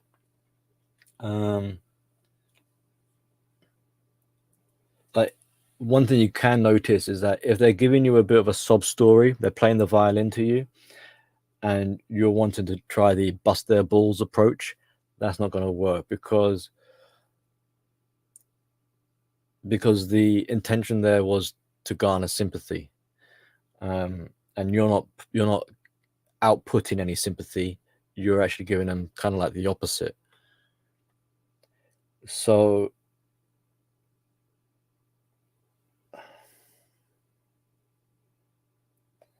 but if they come to you asking for you to bust like hey, but I need you to bust my balls, I need you to give me a bit of a slap around the head, then you have a better chance of actually, because there's a willingness that's behind there. So they might be a bit more receptive and accepting on this occasion. But yeah, so gauge the situation. What is the intention? Why are you even having an interaction? What is it they're doing? What do they want? Why are they telling me a sob story? And then you can kind of calibrate yourself accordingly. And like I said, like it won't help just to be, well, I'll talk softer to them, because they'll still, if you're not careful, they'll still waste your time and energy and effort and your compassion, because they enjoy seeing you going above and beyond, catering for their fifis, and to them you're just basically tickling their ears, and they're like, "Ooh, this is nice. He's talking so nice to me. He's putting such an effort. I wonder if he's like that with everyone, or it's just me. I'm sure it's just me because I'm so special." It's like, oh, you fucker.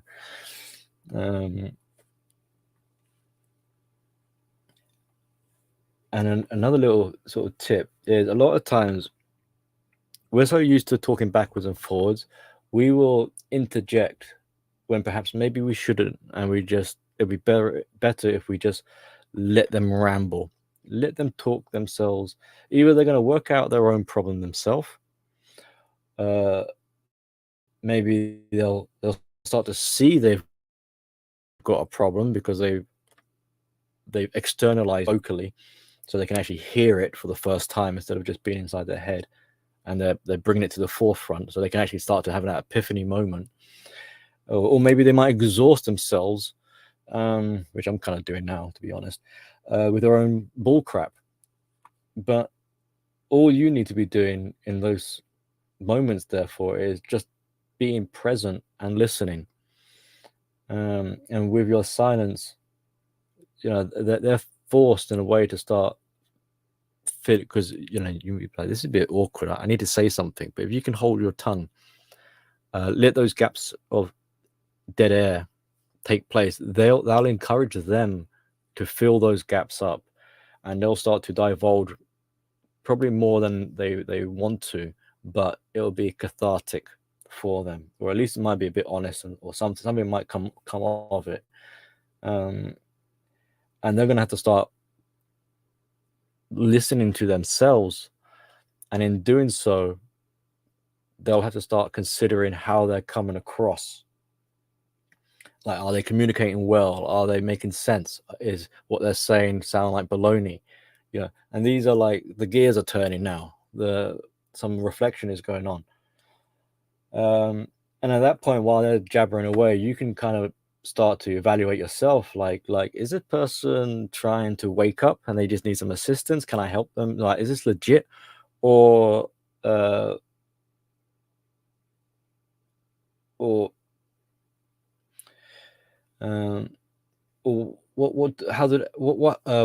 observe how they behave when they don't get what they want. When they're not getting someone to play this ping pong game backwards and forwards. When it's kind of like Grey Rock in a way. So when you're unresponsive and you're just listening, they'll be uncomfortable with it. See how they behave. How comfortable are they with you just listening? And if they're trying to draw you into some kind of dialogue, determine if this is a productive dialogue or like looking for a fight kind of stuff. Then you'll start to realize, like, now I know why you wanted to talk to me. Like, your attention is becoming known now, and I can see you want me to participate in role play. I'm the protagonist in your story. And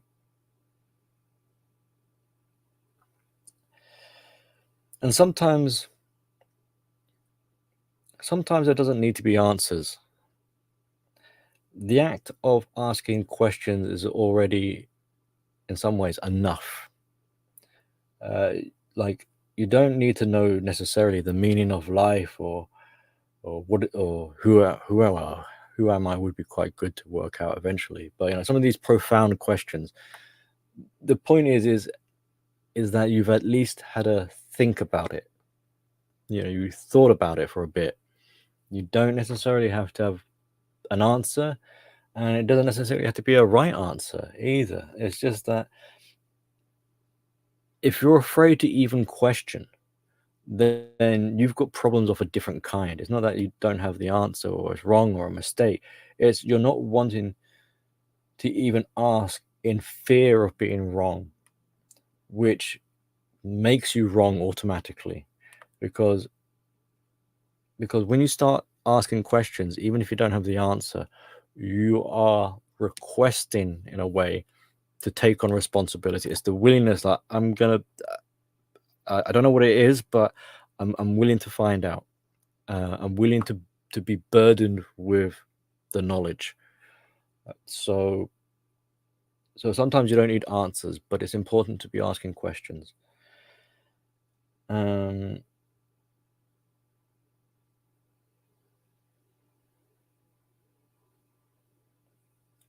Okay, a bit of a side comment here about the trauma thinking it's a smart ass, but actually shoots itself in the foot a little bit. So it kind of withdraws and it hunkers down, and as a result becomes very limited.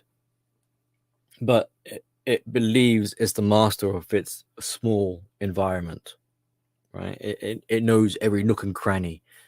You know, so this is the world as far as the trauma is concerned, and it intentionally puts its back up against the wall, thinking that this will. It's like, haha, box clever. No one can sneak up behind me if I got my back up against the wall, or even better, if I'm in a corner. But you see how this is really a disadvantage. So, okay, I need to speed this up a little bit. All right, so ego swapping out narrative. Right, this is going to be a big fu to those people who like to talk about my truth. So if you're one of those people that talk about my truth, you better put on your big boy or big girl pants and brace yourselves. All right, how do you know when you're just swapping out a narrative? And this same applies to blue pills who think they've taken red pills and now they're all whatever, when really it's all you've done is swapped out one narrative for one other narrative. And how do you know that? How would you know if your narrative is that? Well, did you run it through the rigors of reality test, shit testing it? Did you come from a point of view of questioning yourself and assuming that you start off with being wrong, instead of going around saying, "Oh, I know my truth, I'm right, I know I'm right"? It's like, yeah, what if you're wrong? Oh, no way am I wrong. Yeah, have you even thought about it? No. Why not? Because I'm not. Like, well, you sound arrogant. And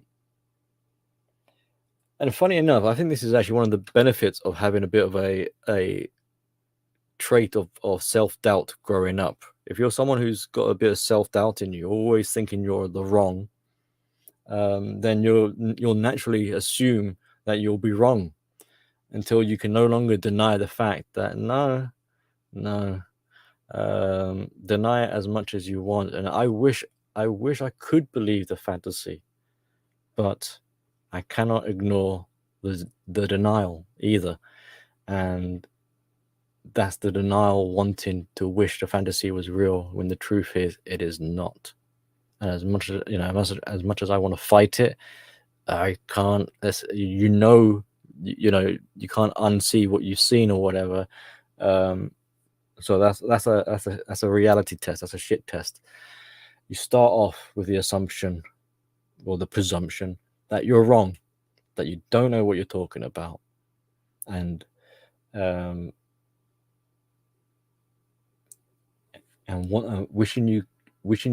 realizing that you wish it were true, but you can't justify, you can't back it up, you can't escape what it is you notice. The only way you can escape it is if you choose to be in denial. And I, for one, I don't know about some of you, denial's a bitch. I hate it. I refuse. I don't care how horrible the truth is. Don't want to be living in denial. So that's one way you can tell if you're switching out one narrative for another, is to prove yourself. I think scientists do that, don't they? They try and prove themselves wrong.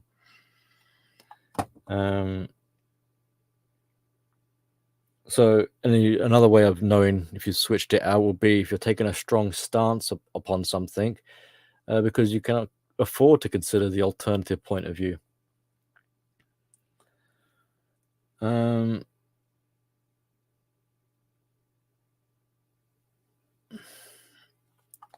this is something we need to be a bit observant in the community spaces where people are like, the narrative of asking for help is one of these examples of switching out one delusion for another, from being a victim of a terrible relationship to now you're a survivor on a path of self-discovery. It's like these are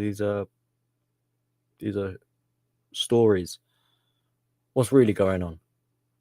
Oh, you're just someone who you're looking for people to look after you. Pretty rudimentary, pretty basic, but at its core, a lot of times that might be what it is. Now, obviously, some people, there'll be plenty of other reasons why people do the things they do. But I think what I'm trying to say is, don't be sold so easily on the story, the premise of what someone is saying to you, the setup, because it might be just that, a setup, smoke and mirrors. You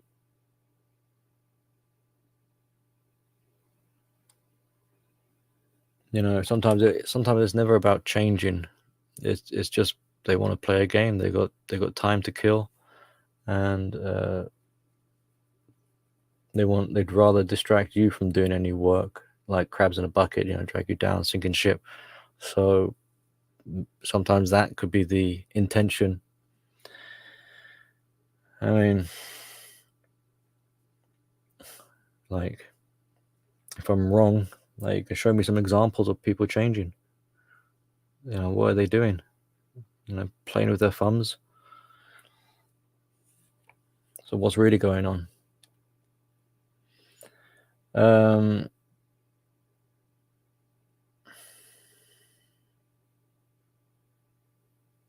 Okay, I'm gonna try and close this up. All right, so all right. So how is this a tool? How is trauma a tool? How can we learn from it? How can we actually, for those who actually want to, you know, tackle this, take on the challenge or whatever.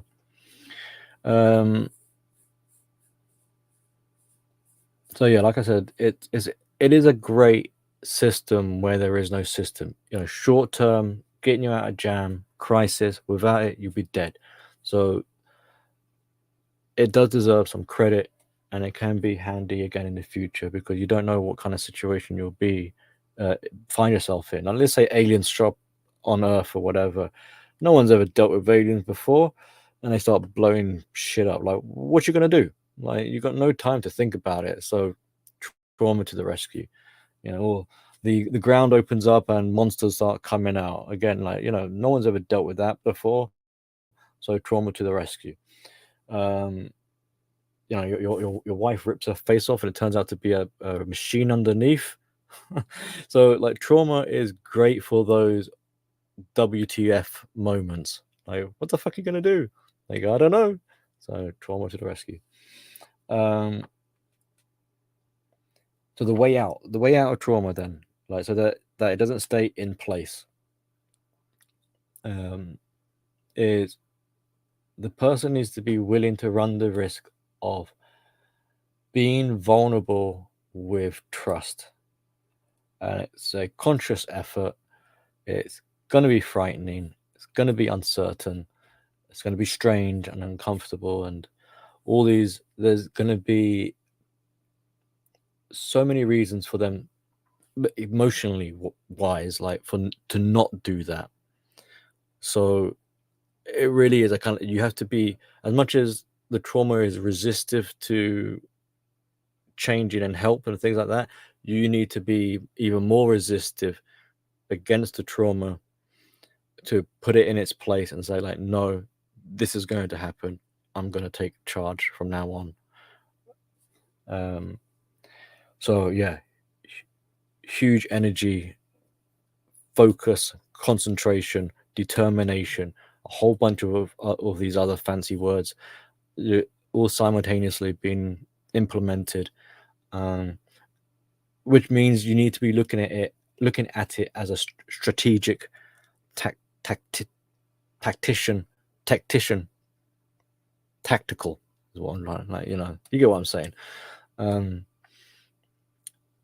You know, try and carry it out like a military operation if it helps or whatever, but you need a kind of a strategy and a plan and a plot the course. Like, you can't just freestyle it, is what I'm saying.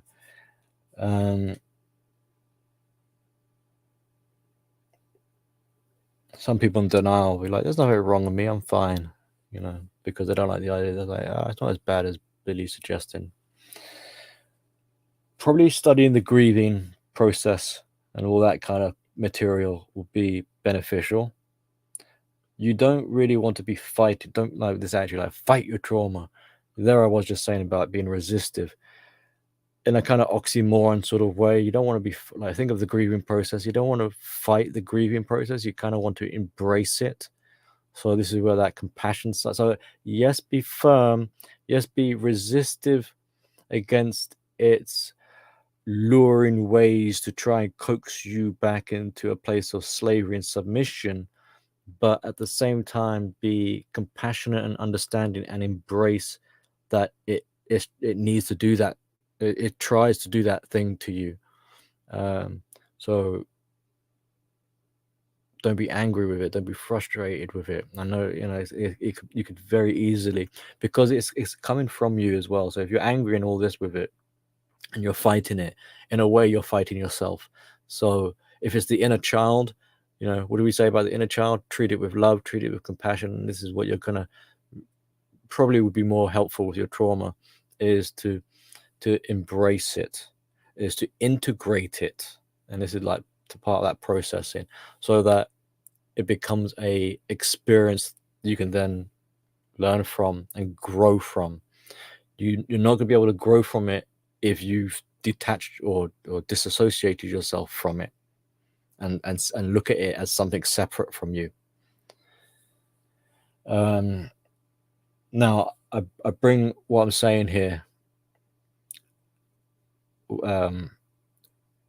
with, in good faith, like, speak the truth if you are to grow. I know I have my ways of talking, but maybe this is just anecdotal,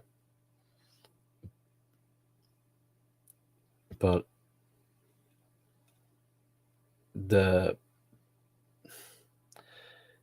I'm just speaking from the heart and being honest and transparent as I can be, in hopes that it's useful for some of you guys out there.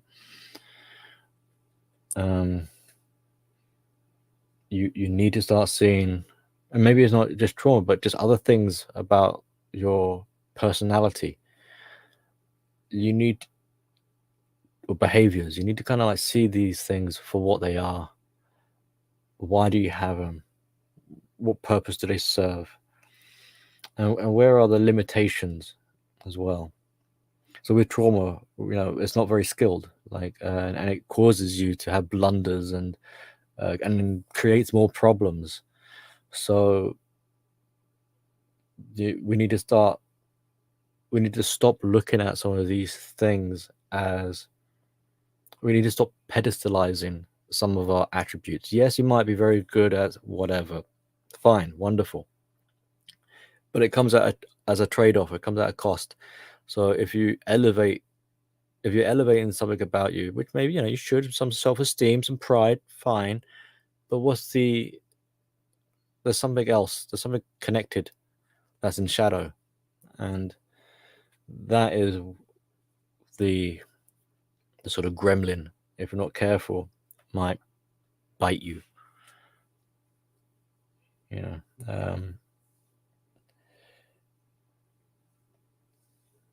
And just because, like, fingers crossed, like, everyone, like, it'd be wonderful if everyone's got their shit together, everyone is balanced, everyone's done all this stuff, and I'm just basically talking to myself. That would be fantastic. And I'm not trying to cause some self-doubt in people either. Like I said, we don't necessarily have to have answers. It's just as a good practice, as part of our maintenance, of our self-care maintenance, of we all should be doing. As part of that, it's good to now and again just evaluate and question: am I actually okay?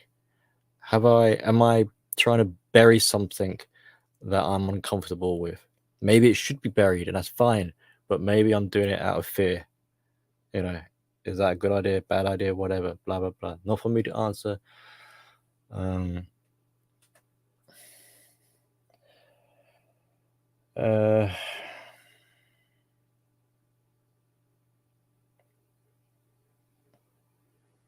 Another sort of caution: if you do have someone who is playing a game with you, and they're trying to pretend to be receptive to being helped, but they're apologizing, like, oh, I'm sorry,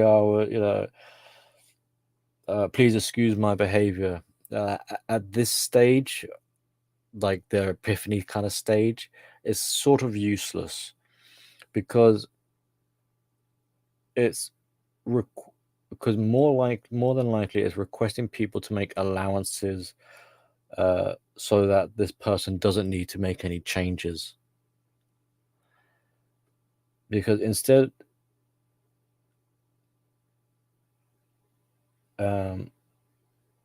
because you're not asking people to accept you for who you are, you're asking them to accept the behavior that the trauma is making you, or how it's making you behave. The apology should start off with to that person themselves. So it's like a self-apology for allowing this dynamic with the trauma. And that person should be asking for acceptance of themselves. So forget other people at this stage, because people who can actually see this person won't really be accepting anyway of the excuses for the behavior of this trauma. They'll just tell you that you were being a bit of a dickhead, and they'll not be interested in you being a buffoon. And they'll be like, yeah, we knew you were a bit out of your mind. We knew that wasn't the real you. And that's a bit of a compliment as well, because what that means is that they care about you as a person so much more than whatever clown buffoonery thing you were doing, acting like an idiot. And they're focused on you, and so they can kind of turn an eye to the bad deeds. For that person with the trauma, it might be quite a relief. But those are good friends. If you find people like that who actually see you and recognize that you're acting strange, but it's not because of you per se, it's because you're going through stuff. They're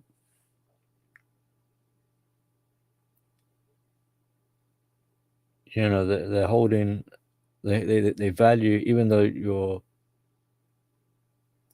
they have faith and belief in you, and they hold you much higher than you do.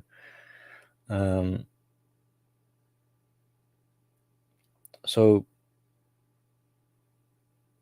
no one really, so they won't care. They won't care about the shit that you've been doing, and it's not an insult. It's really a compliment, because no one cares, because you matter more. But if you keep insisting your trauma is who you are, then they'll start to distance themselves. They'll realize, oh, this guy really is, or this girl really is something. Okay. Anyway, so there we go. Conclusion. I think we're done.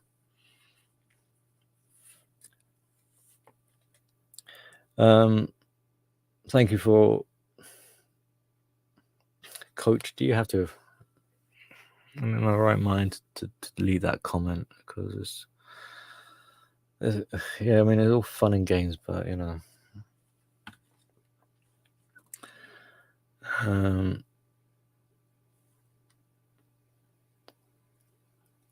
cool. All right. Well, I hope that's been an interesting listen to, and I appreciate people dropping by. The